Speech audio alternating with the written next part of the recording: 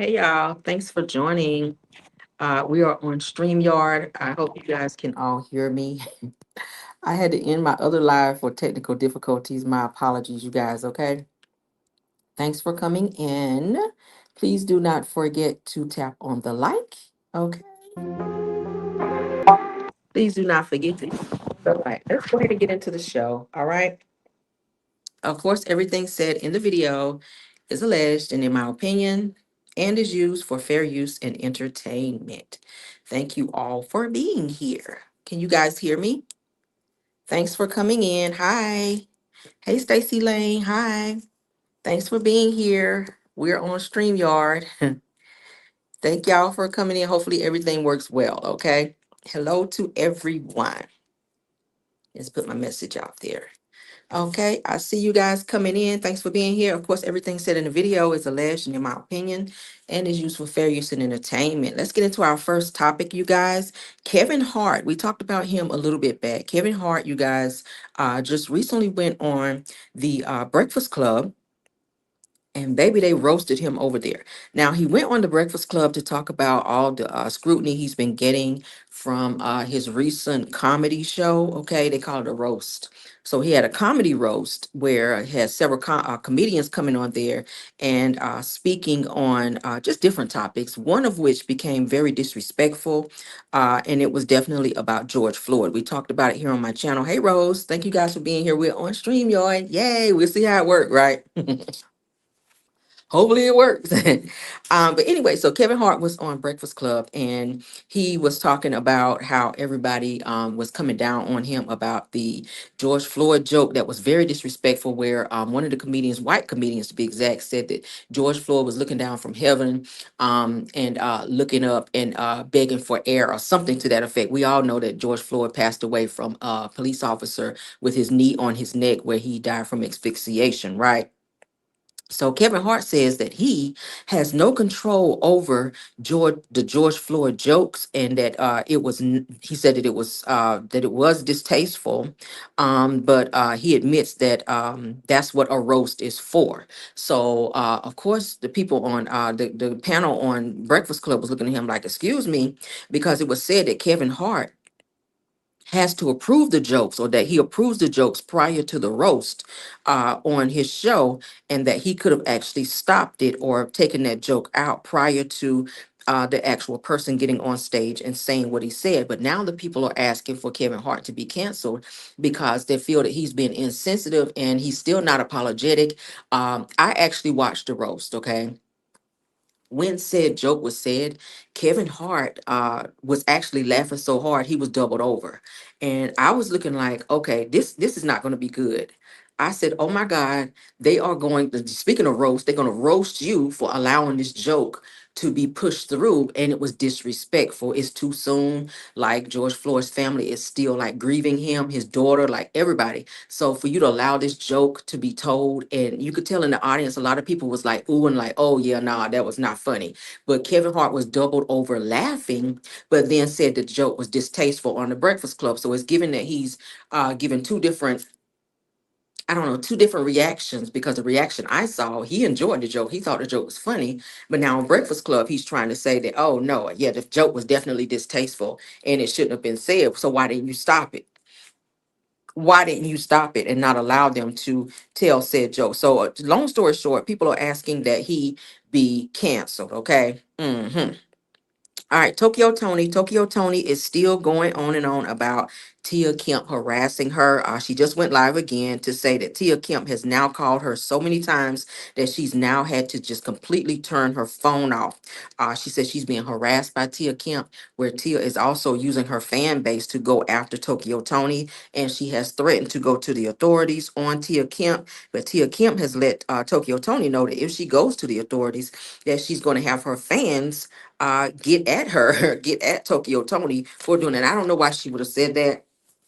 A person has a right to go and file something if they feel that you're harassing them in any way.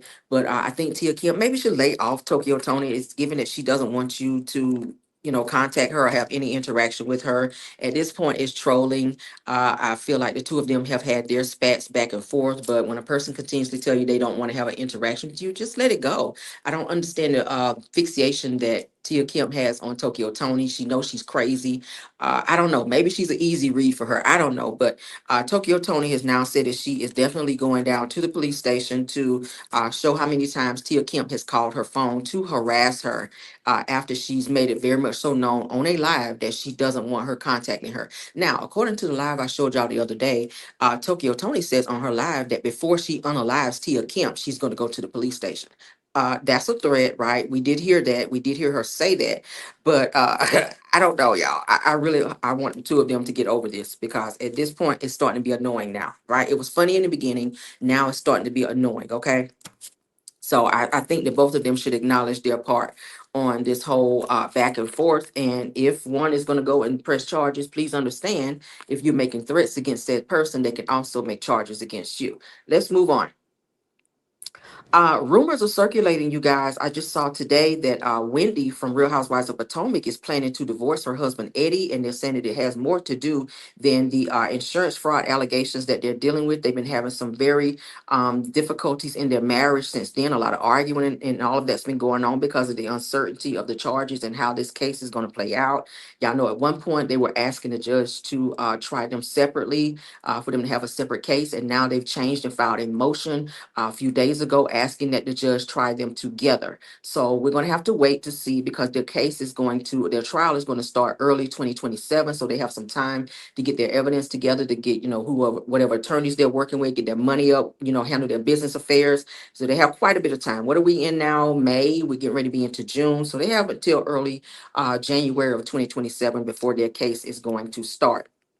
But they're saying that Wendy blames Eddie for the $450 scheme plus the 67 credit cards that it said that they had, plus the fake burglary. Y'all know they had 67 credit cards between the two of them in someone else's name. I don't know what the hell that was about. But Wendy is trying to blame all of this on Eddie. Maybe she wants him to take the fall for all of this so that she can stay out if it's going to be jail time attached to this, so that she can stay home with the children. Okay, y'all know that's not an uncommon thing. Look at T.I. and Tiny when the two of them got pulled over for having ecstasy in the vehicle. Ti took the charge so that Tiny could stay home with the kids. That's not uncommon in this situation. Maybe that is what Wendy is hoping that Eddie will do. But yeah, it said that the two of them are really having a very hard time in their marriage, and that Wendy is contemplating filing for divorce from Eddie. I hope they work it out.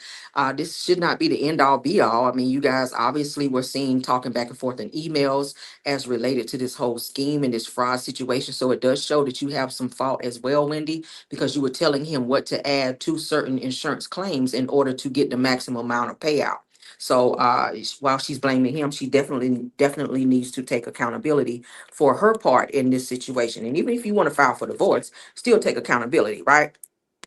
All right, let's get into this next topic. Portia, you guys, Portia had a recent interview where she is said to have never wanted Kelly Farrell to be on Real Housewives of Atlanta. Kelly has spoken out as well. She says that her conflict with Portia began way before they filmed Real Housewives of Atlanta. She said Portia never really wanted her on the show, and was telling people that she didn't have a real storyline.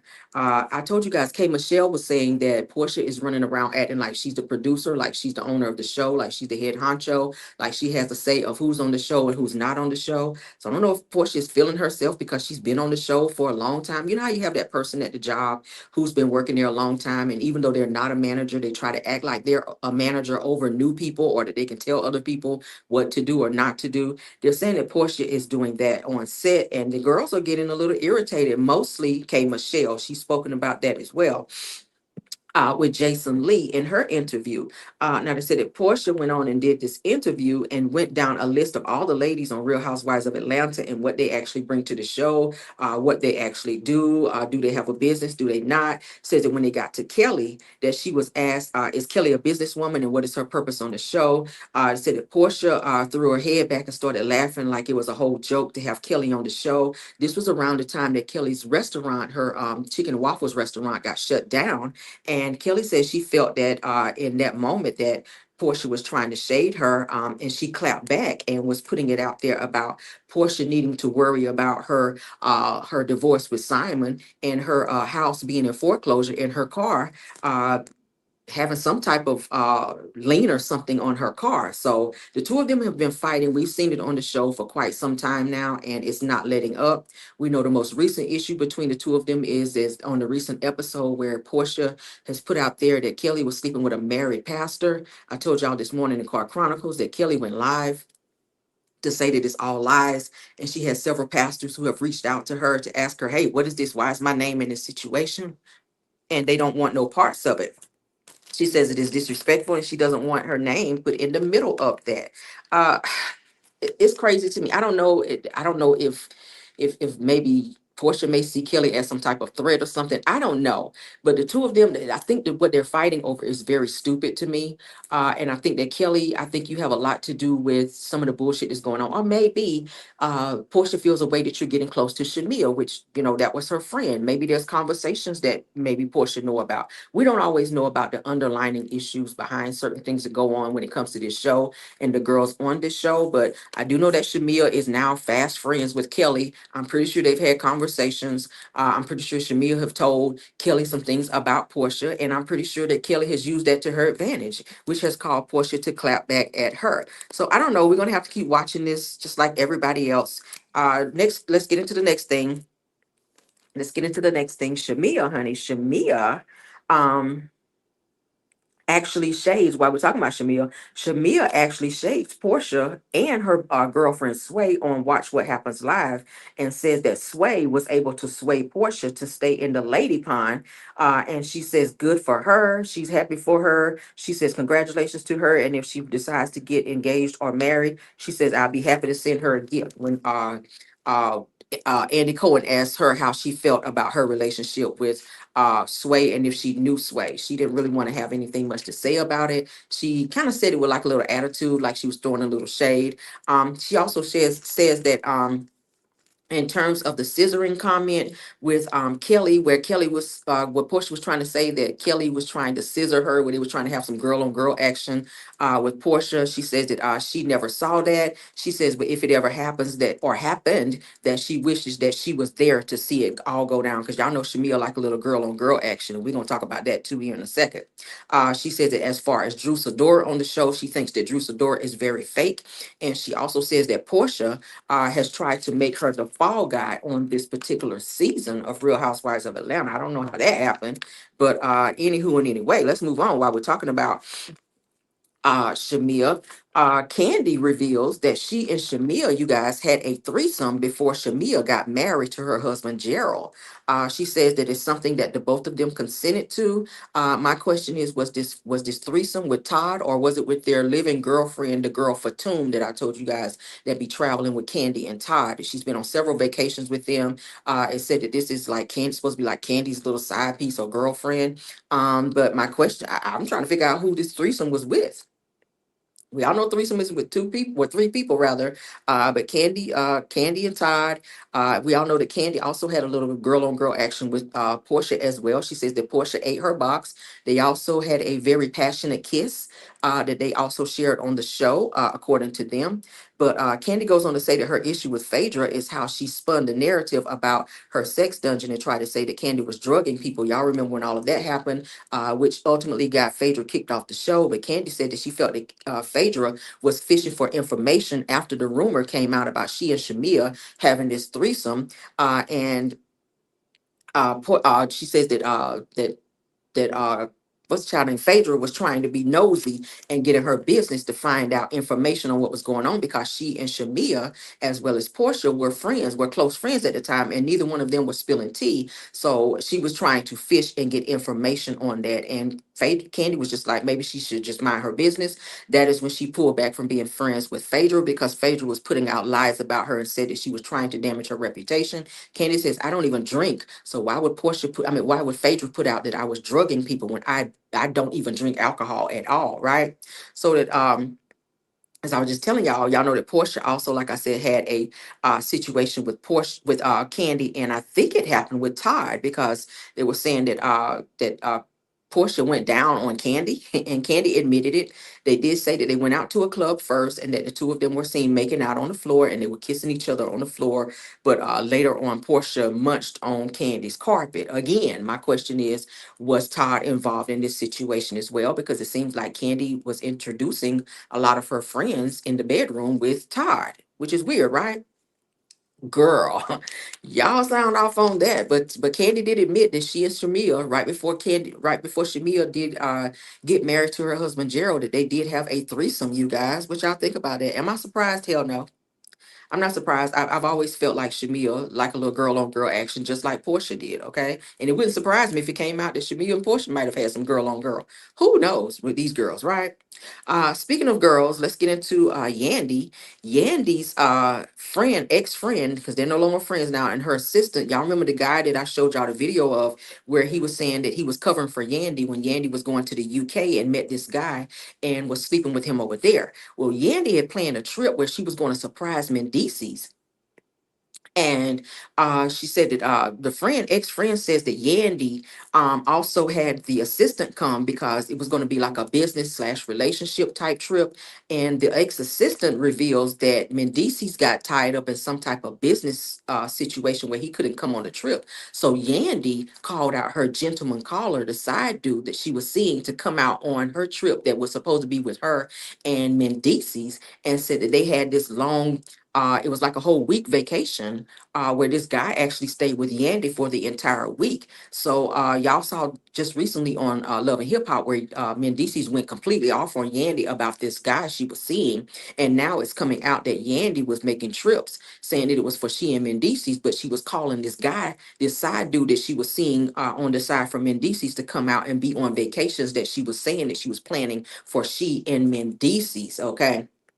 So now the ex-assistant slash and Yandy's ex-friend is saying that Yandy also fucked up his relationship because he was keeping quiet about some things, and Mendices kind of got onto him and was getting mad at him. But then his boyfriend, because he is gay, he says that his boyfriend started thinking that he was seeing someone else, because when he would call to speak to him, you could hear Yandy's friend in the background, and he would tell him, "No, that's not my friend. That's Yandy's." Well, he couldn't tell him it was Yandy's friend because he knew that Yandy was with Mendices, but he couldn't explain who this guy was. So the guy, the ex assistant, was saying that his boyfriend was thinking that he was out of town with some other guy, but could never tell him who this person was because Yandy made him sign an NDA to keep quiet about this guy that she was seeing on the side of Mendices. So he blames Yandy for breaking up his relationship and causing friction with his ex-boyfriend, and says that even when they tried to fix the situation, that Yandy was continuously putting him in situations that would cause him to be around this guy again, making his boyfriend think that he was cheating on him. What y'all think about that? Crazy, right? I don't know if there's trouble in paradise. We just saw on the recent episode of Real Housewives of Atlanta that Shamia and Gerald maybe having some issues with Shamia not having this son that Gerald wants her to have. We saw her crying on the show. She was talking to her surrogate, saying that she only had one more egg left. Well, Shamia has just purchased a $1.5 million house in Atlanta, you guys. And there's a moving truck outside moving some furniture in, and fans were asking, is this where Shamia is going to live if this baby boy is not conceived? Because y'all know her husband Gerald has made it very much so clear he wants a son. He and Shamia do have two children, one daughter that Shamia carried, the other daughter which was by surrogate, which is the same surrogate that Candy also used. But they just purchased another home. The house that they're living in together is it's a $9 million home. And now there's another home that they're saying in Atlanta for 1.5 million that they just purchased, and a furniture truck was seen in front of this house moving furniture in. So I think people are asking, is Shamia and Gerald okay? Is this going to be the house that Shamia is going to be moved into if this situation with this baby situation between she and Gerald don't work out? It seems that they may be having some issues. I told y'all before, Gerald has some issues with Shamia taking certain jobs that she continuously takes without taking his feelings into accountability. She did a movie where she had to do love scenes, and her husband was very embarrassed and upset about it. And the fact that she is on Real Housewives of Atlanta, and he doesn't want her on there, and she's still on this show. So I was looking at the comments, and a lot of people were asking, Is Shamia and Gerald okay? Is Shamia set to be moving out of the home? Is Gerald going to be divorcing Shamia? Because you guys know that whenever we watch these shows, they are months in advance, right? Things have already happened by the time we see them. So with this new house, because they're living in a $9 million home, beautiful home, we've seen it on the show. What is the purpose of them purchasing a $1.5 million home? Is this where Shamia is going to live in the event that she and Gerald get divorced, or is he thinking about divorcing her? We don't know. I really hope that that's not the case. I'm going to, for those of you that follow me on the Kim Rell show, I'm going to post it over on the other page, the house, so that you guys can see it because I do have it. The house is 1.5 million. It's a nice house. It's not as big as the house that they're living in. The house they're living in now is like in an estate in a gated community. Is beautiful. But this house here, it's just like a regular, house that you would purchase, this 9 million, not 9 million, but $1 million home in Atlanta. You get a lot of house for $1 million in Atlanta, but this home they're saying is a house that Shamia and Gerald purchased. And again, people were asking, is this where Shamia is set to be moving, or is she thinking about moving out? If she can't give Gerald his heart's desire, which is a son, it appears that she and Gerald are having some issues. There is a little disconnect between the two of them. When she was asking him something in a scene that he did film, he was like, "Yeah, I don't know." And then when she asked him, "What if I can't have a son? What if I can't give you this son? Then what does that mean for us?" He says, "We'll have to talk about that later." So Shamia, of course, broke down in tears because I'm sure she doesn't want to get married because she can't produce a child. She was having some major health issues when she carried her daughter, which is the reason why she chose to go via surrogacy for the next child. But she only has one egg left for a male child. And if she doesn't have this child, it could mean the end of she and Gerald. And you guys saw on the show where Kelly said, "Well, you have a sister. Why wouldn't you ask your sister to maybe carry the eggs, so you can make sure this baby can be born?" And Shamia thought that that was the nastiest thing ever. She said, "I wouldn't want to, be looking at my sister and she's carrying my baby from my husband." So I don't know. So maybe she's going to continue to try to use the surrogate that she has, and fingers crossed that it works out for her. If not, I'm not sure who's going to stay in this $1.5 million home because they just purchased one and it's a nice home, but we'll have to wait and see who's going to be residing in said home. Y'all let me know what y'all think. Y'all let me know what y'all think. I'll be posting the picture of the home over in on my Camera Rail Show page so that y'all can see this home. And until the next video, that's all I have for y'all. Okay. Thank you to my top flight mods. Let me let y'all see me. I'm here. Okay. Hi. For the next video, thank y'all so much to my top flight mods. Thank y'all for modding and doing such an awesome job. Thank you to all of my Caramellians for uh supporting the video. Thank you to any content creators that joined this live as well. Okay. Let me get some music on. Until the next video, you guys have a wonderful day, and I'll see you guys later. Bye. Well, that song, no. I gotta learn my songs over here. We I got do more here songs is over here, go y'all. back, back, back, back, back, back, Hey, back, okay. back. Bye.